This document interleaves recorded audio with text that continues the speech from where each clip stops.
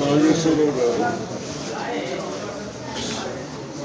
మనకు agriculture college ఇచ్చిన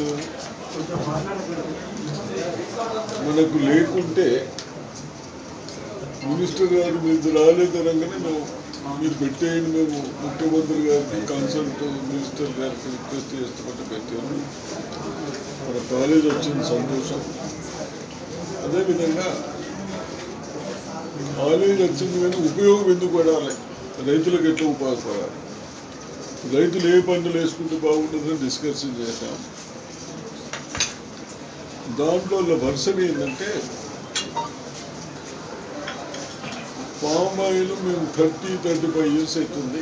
నేను కూడా పెట్టి 30 సంవత్సరాలు అయ్యాను. నాకు 12-14 ఎవరేజ్ వస్తూ ఉంది. ఇది ఎకరానికి టన్నులు బాగానే ఉంది. మాకు పెద్ద డిసీజెస్ ఏం లేవని చెప్పడం జరిగింది. ఏదో 1-2 కంట్రోల్ అవుతున్నాయని చెప్పి మరి మా దగ్గర కూడా మరి ఫామ్ ఆయిల్ పెట్టాలి కదా అని మనం నిజామాబాద్ డిస్టిక్లో ఫామ్ ఆయిల్ రావాలి కదా అని అంటే వాళ్ళు ఏం చెప్తున్నాడు, రైతులకు ఒకటే రిక్వెస్ట్ చేసిండు,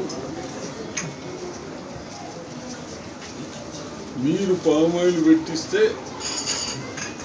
2 months కాగానే 1 yearలో మేము 2 years కాగానే 1 yearలో మేము ఫ్యాక్టరీ తెప్పిస్తాం, రన్నింగ్లోకి వస్తుంది.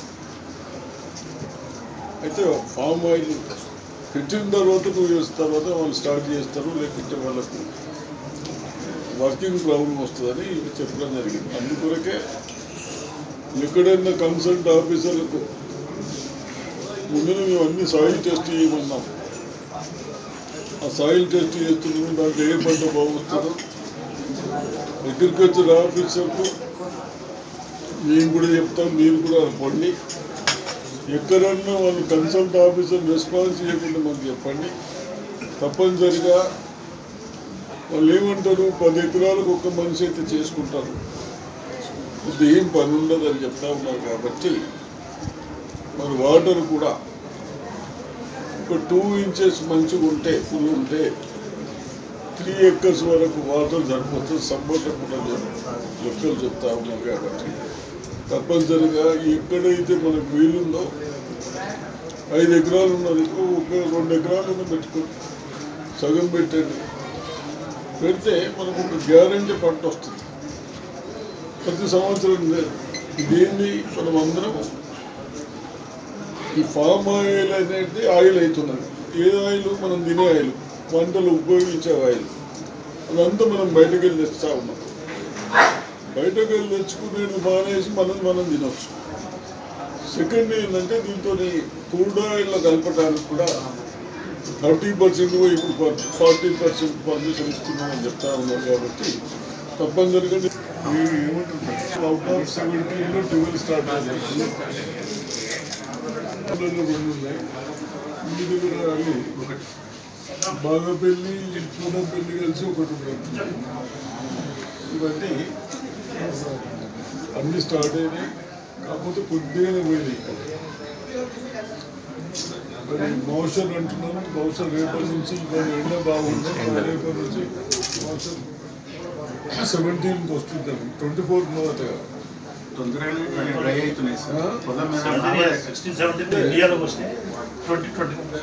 వస్తే ఇక్కడ కూడా రైస్ మిల్లర్స్ ఇబ్బంది పెట్టారు. ఇబ్బంది పెట్టిన వాళ్ళకు మళ్ళీ మనం గాడి ఇచ్చేది లేదు. మీరు కూడా రైతులు కొద్దిగా మంచి ప్యాడీ మోసం లేకుండా వాళ్ళకు నష్టం చెప్పిన ఆఫీసర్ అందులో ఐటీపీ ఏదైతే పరిచయం చేస్తారో వాళ్ళకు కూడా ఎక్కడన్నా మీరు వేయింగ్లో కాంటలు దండి కొట్టి మళ్ళీ రైస్ మిల్ ఇట్లా ఫ్రాడింగ్ చేస్తే మటుకు ఇప్పటికే ఎకరాన 10-12 గుంటలు తగ్గినట్టున్నది, తగ్గినట్టున్నాయి. మళ్ళీ ఈ విషయం ఏం తప్పు చేయొద్దు, గట్టిగా బయట రాకన్నా ముందు మనం అన్ని గోదామ్స్ ఏదైతే ఖాళీ ఉన్నాయో అవన్నీ నింపేసుకుంటే మనకు హెడేక్ పోతుంది. తొందరగా ఇవ్వాలి. అర్థమైంది.